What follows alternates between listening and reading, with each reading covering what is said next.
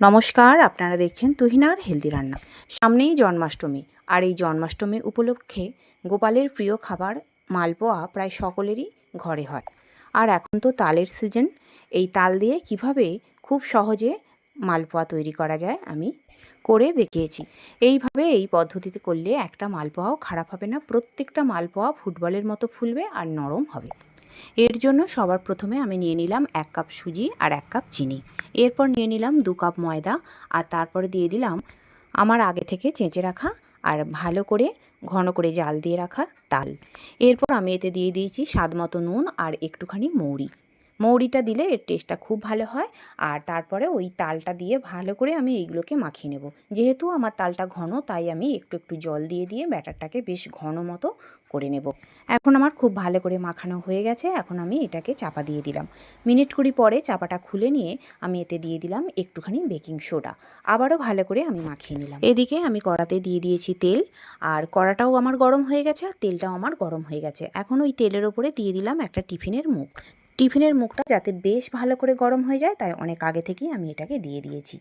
এখন একটা ছাঁকনি দিয়ে টিফিনের মুখটাকে তুলে নিলাম, আর এর ওপরে আমি 1 হাতা ব্যাটার দিয়ে দিলাম। কিছুক্ষণ অপেক্ষা করব, আর কিছুক্ষণ অপেক্ষা করার পর একটু গরম তেল ওই ছাঁকনি দিয়ে ওই মালপোয়ার ওপরে আমি একটু ছিটে ছিটে দেবো। এর ফলে হবে কি, পুরো মালপোয়াটা একদম ফুটবলের মতো ফুলে যাবে। আর এখন একটা খুন্তি আর ছাঁকনির সাহায্যে টিফিনটাকে উল্টে দেবো, আর টিফিনটা আলগা হয়ে আসবে, আর তখনই টিফিনটাকে আমি তুলে আলাদা জায়গায় রেখে দেবো। আর মালপোয়াটা উল্টে পাল্টে আমি ভেজে নিয়ে তুলে রাখবো। এইভাবে এই পদ্ধতিতে মালপোয়া করলে মালপোয়া কিন্তু খুব সুন্দরভাবে ফোলে, আর করতেও বেশ ঝটপট হয়ে যায়। আর আমার মালপোয়াটাও বেশ লালচে করে ভাজা হয়ে গেছে। খুব বেশি কিন্তু আমি ভাজবো না, তাহলে একটু শক্ত হয়ে যাবে। এখন এটাকে তুলে নিয়ে আবারও একটা ওই সেম পদ্ধতিতে মালপোয়া টিফিনের মুখে দিয়ে দিলাম। কিছুক্ষণ অপেক্ষা করার পরে এবার একটুখানি গরম তেল ছিটে ছিটে দেবো, আর মালপোয়াটা অমনি সঙ্গে সঙ্গে ফুটবলের মতো ফুলে যাবে।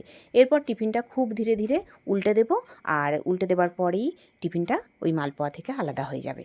আর এখন মালপোয়াটাকে উল্টে পাল্টে বেশ লাল লাল করে ভেজে আমি তুলে রাখবো। আমি টিফিনের মুখ দিয়ে যেমন করে দেখাচ্ছি, তেমনি টিফিনের মুখ ছাড়াও এমনিও কিভাবে মালপোয়া করি আমি সেটাও দেখিয়ে দেবো। অর্থাৎ আমি এখানে 2 রকম পদ্ধতিতে আমি মালপোয়া করে দেখাচ্ছি।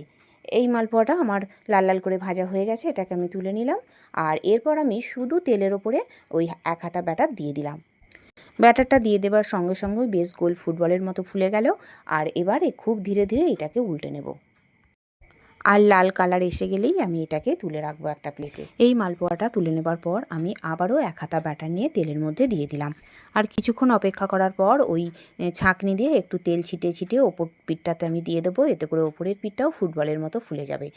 এবার কিছুক্ষণ পর আমি উল্টে পাল্টে এটাকেও লাল লাল করে আমি ভেজে তুলে রাখবো। এইভাবে মালপোয়া করলে মালপোয়া ভীষণই ঝটপট হয়ে যায়, আর মালপোয়া করা একদমই সহজ। আর মালপোয়া ফেটেও যাবে না, আবার এটা শক্তও হবে না।